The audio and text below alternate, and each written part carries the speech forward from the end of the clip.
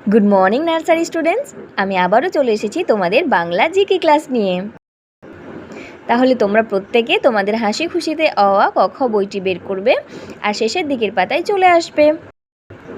আর দেখো, আমাদের আজকের বিষয় হচ্ছে কীট পতঙ্গ। এখানে দেখো, কীট পতঙ্গ নাম দুটি একসঙ্গে দেওয়া হলেও কীট আর পতঙ্গ জিনিসটা একটু আলাদা। তাহলে কীট আর পতঙ্গ কী সেটা তোমাদের আগে বলে দিই। দেখো, আমরা আমাদের বাড়িতে বা বাড়ির আশেপাশে কিছু পোকামাকড় দেখতে পাই। আর এই পোকামাকড়ের মধ্যে যারা হেঁটে চলে বেড়াতে পারে কিন্তু উড়তে পারে না, তারা হচ্ছে কীট।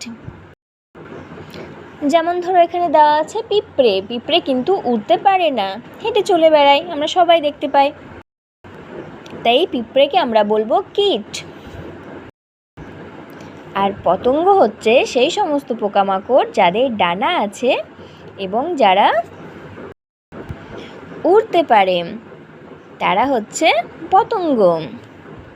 এখানে দেখো, একটা খুব সুন্দর ছবি দেওয়া আছে, প্রজাপতির ছবি। প্রজাপতি কিন্তু রং বেরঙের হয়, আর অনেক আকারেরও হয়, ছোটও হয় বড়ও হয়।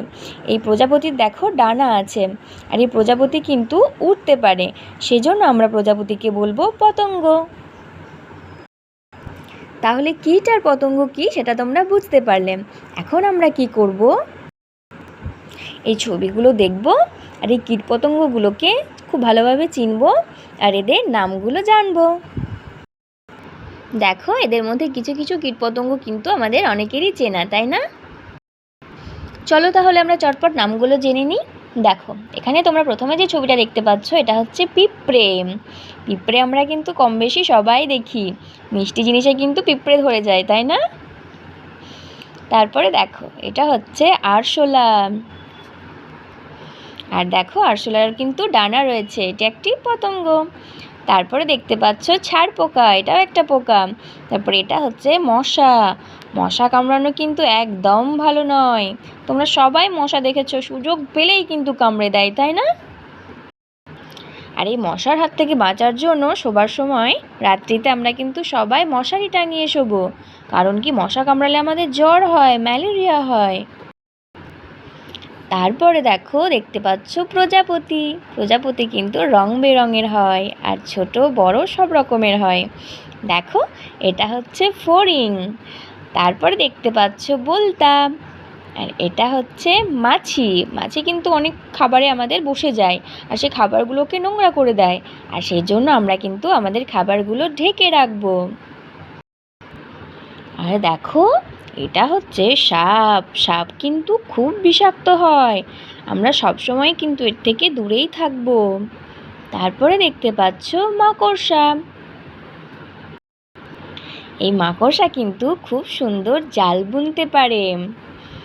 তারপরে কি দেখতে পাচ্ছ, তারপরে এটা দেখতে পাচ্ছ টিকটিকি। টিকটিকি কিন্তু ঘরের ভেতর কম বেশি অনেকেই দেখেছো, কেমন সুন্দর দেওয়ালে দেওয়ালে ঘুরে বেড়ায়, তাই না? তারপরে দেখো, তোমরা দেখতে পাচ্ছ তেঁতুলে বিছে। দেখো, অনেকটা তেঁতুলের মতো দেখতে, আর তেঁতুলের মতোই লম্বা। আর দেখেছো তেঁতুলে বিছের কতগুলো পা রয়েছে। আর এই তেঁতুলে বিছে হচ্ছে একটা কীট। তাহলে তোমরা এই কীটপতঙ্গগুলোর নাম জানলে এবং চিনলে। এখন তোমরা ছবিগুলো ভালোভাবে দেখো আর নামগুলো ভালোভাবে মনে করো। আজকে আমি আসি, সবাই খুব ভালো থাকো, টাটা।